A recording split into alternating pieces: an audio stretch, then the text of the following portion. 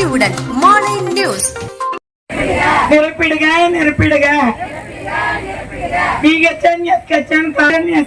காலி பணியிடத்தை நிரப்பிடுக. கூடுதல் பணி எங்களுக்கு, கூடுதல் பணி எங்களுக்கு மன உளைச்சல் தருகிறது. மாநில தலைவர் தமிழ்நாடு அரசு அனைத்து ஊழியர்கள் சங்கம் சட்டத்தோடு முடிவுப்படி முடிவுப்படி இன்றைய தினம் தமிழக முதல்வரின் கவனத்தை ஈர்த்திட மாபெரும் மாநிலம் தழுவிய உண்ணாவிரத போராட்டம் நடைபெறுகிறது. என்னுடைய பிரதான கோரிக்கை என்பது பார்த்தீங்கன்னா, தமிழகம் முழுவதும் அதிர்ச்சிக்குள்ளாகி மன அழுத்தத்துக்குள்ளாகி சென்ற பிரச்சனைகள் நிறைய இருக்குது. அதில் முதல்வதாக பார்த்தீங்கன்னா, இந்த ஃபிளாஷ் ஆப் அட்டனன்ஸ் எங்களுக்கு சும்மா சாதாரண சிம் தான் வச்சுருக்காங்க. எங்களுக்கு கொஞ்சம் ஆண்ட்ராய்டு மொபைல் இல்லை. அதை பராமரிக்கின்ற நிதி ஒதுக்கீடு பண்ணுறீங்க. ஆனால் உலகத்தில் கொண்டு போய் நீங்கள் பதிவு பண்ணுவோம், 8 மணிக்கு பதிவு பண்ணுவோம். இப்போ சொல்கிறாங்க எங்கே இருந்தாலும் வைங்கன்னு. அதை மறுபடியும் பார்த்தீங்கன்னா அந்த 8 மணிக்கு பதிவு பண்ணுவோம். நேர நிர்ணயம்லாம் செய்யப்படுது. நேரம் நாங்கள் 24 மணி நேரமும் பணி செய்யக்கூடிய நிலையில் இருக்கோம். எந்த நேரமும் எங்களுக்கு ஆய்வறிக்கை கேட்குறாங்க. ஒரு ஹை ரிஸ்க் ஏஎன்சி, ஒரு ஹை ரிஸ்கான ஒரு டெலிவரி அப்படின்னா அவங்களோட இரவு கூட நாங்கள் பார்க்க வேண்டிய அந்த பணியை மேற்கொள்ளணும். அப்படிப்பட்ட எங்களை களப்பணியில் பார்த்தீங்கன்னா இணையதள சேவை என்பது இல்லை.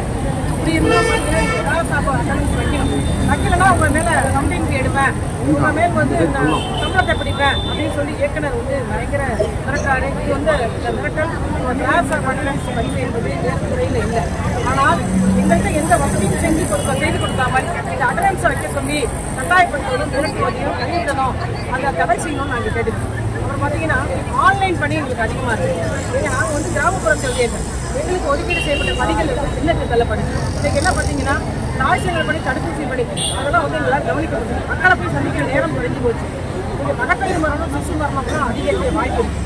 டீனேஜ் ப்ரெக்னன்சி அதிகமாக இருக்கும். ஏன்னா பார்த்தீங்கன்னா இன்னைக்கு ரொம்ப மோசமாக மக்களை போய் நல்ல கல்வி அடிப்பது எங்களோட ஒரு பணி தான். அந்த பணி என்னால் மேற்கொள்ள முடியல. முத்துலட்சுமி ரெட்டியின் மகப்பேறு திட்டம் என்பது ஏற்கனவே சமூகத்துறையால் மேற்கொள்ளப்பட்டது. அந்த திட்டம் என்பது இப்போ பொது சுகாதாரத்துறையில் கிராம சுகாதார ஊழியர்கள் பெரும்பாலும் அந்த பணி பண்ணதுனால இன்னைக்கு 80% பார்த்தீங்கன்னா அந்த பணிக்கே நாங்கள் செலவு வச்சுட்டு 1% பணி தான் நாங்கள் எங்களுடைய ஒதுக்கப்பட்ட பணிக்காக. அதனால் நிறைய ஒரு பிரச்சனை வரும். நிதி ஒதுக்கீடுலேயே ப்ராப்ளம் இருக்குது. கவர்மெண்ட் ஆஃப் இந்தியா கொடுக்குற நிதி வந்தாலும் தமிழ்நாடு கவர்மெண்ட் இது அக்செப்ட் பண்ணி தந்துடும். நாங்கள் பார்த்தீங்கன்னா நாங்கள் எதை பண்ணாலும் 2.0 3.0 வருஷம் மாற்றிக்கிட்டே இருக்காங்க. இப்போ பார்த்தீங்கன்னா யூமைன் பணி எதுவுமே பண்ணாமல் எந்த பயிற்சியுமே இல்லாமல் அந்த டேட்டா என்ட்ரி ஆப்ரேட்டர்களால் 1 மணி நேரம் பயிற்சி கொடுக்கப்படும். நீங்கள் சர்டிஃபிகேட் கொடுக்கணும். 5 விதமான தடுப்பூசி கிராமத்தில் போடப்படுது. 5 விதமான தடுப்பூசியை போடுவாங்களா, இந்த சர்டிஃபிகேட் பதிவு பண்ணுவாங்களா அப்படிங்கிறது. ஏன்னா நம்ம கொரோனா பணி பண்ணும்போது அந்த ஃபோன் வரும். எலெக்ஷன் பூத்தில் பண்ணுற மாதிரி என்ன பண்ணுவாங்க, தாசில்தார் ஃபோன் சொல்கிற மாதிரி எதாவது பண்ணுவாங்கன்னா கொரோனா எல்லாம் தடுப்பு போடுங்க எவ்வளோ பேசிட்டு போது அதுக்காக ஃபோன் அட்டன் பண்ணி பண்ணேன். கவர்மெண்ட் மத்திய ரிப்போர்ட் பண்ணி அவங்கள உடனடியாக அவங்கள திருப்திப்படுத்துறதுக்கு கிராம சுகாதார இன்னைக்கு பார்த்தீங்கன்னா அந்த தடுப்பூசிக்கு முக்கியத்துவம் தருவோமா, 5 விதமான தடுப்பூசி போடுவதற்கு முக்கியத்துவம் தருவோமா, இல்லது நாங்கள் இந்த ஆன்லைன் முக்கியத்துவம் பண்ணுவோமா அப்படிங்கிறது எல்லாமே சொல்லியிருக்கேன். நாங்கள் குழந்தை இறந்து போச்சா அது தடுப்பூசியால் தான் அப்படிங்கிறாங்க, சொட்டு மருந்தால தான் அப்படிங்கிற மாதிரி தான் மக்கள் சொல்கிறாங்க. அந்த பதட்டத்தில் ரொம்ப பாதிக்கப்படுறது நாங்கள் தான் இருக்கோம். அதனால் தமிழக முதல்வர் அவர்கள் இந்த கணினி பணிக்கான ஒரு ஆரம்ப சுகாதார நிலையத்திற்கு ஒரு டேட்டா என்ட்ரி ஆபரேட்டரை நியமிக்கணும். இந்த முத்துலட்சுமி ரெட்டி வேறு துறை கொடுக்கணும். அப்படி துறைக்கு கொடுக்கலையா எங்களுக்கு பிளாக் லெவலில் ஒரு எஸ்என்லையும் 2 பிஎஸ்லையும் அந்த பணிக்கு மாற்றம் நியமனம். அதை தான் உடனடியாக செய்யணும் கேட்குறோம். எங்களுக்கு காலி பணிதான் எக்கச்சக்கமாக இருக்குது. 3500 மேலே காலி பண்ணி இருக்குது. ஆனால் இன்றைக்கி என்ன சொல்கிறார் அமைச்சர் தான் கோர்ட்டில் கேஸ் இருக்கிறது என்பது உண்மைதான், அதை நாங்கள் மறுக்கலை.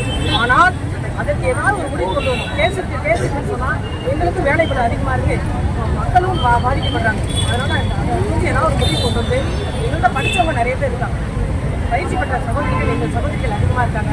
அவங்களை கொண்டு அந்த இடத்தை நிரப்பணும் அப்படிங்கிற பேசுகிறாங்க. ஏகப்பட்ட கோரிக்கைகள் இருந்தாலும் எங்களோட 15 அம்ச கோரிக்கை இந்த போராட்டம் நடக்குது. எங்களை உடனடியாக அரசாங்கம் அழைத்து பேசணும் மாநில தலைவர் தமிழ்நாடு அரசு அனைத்து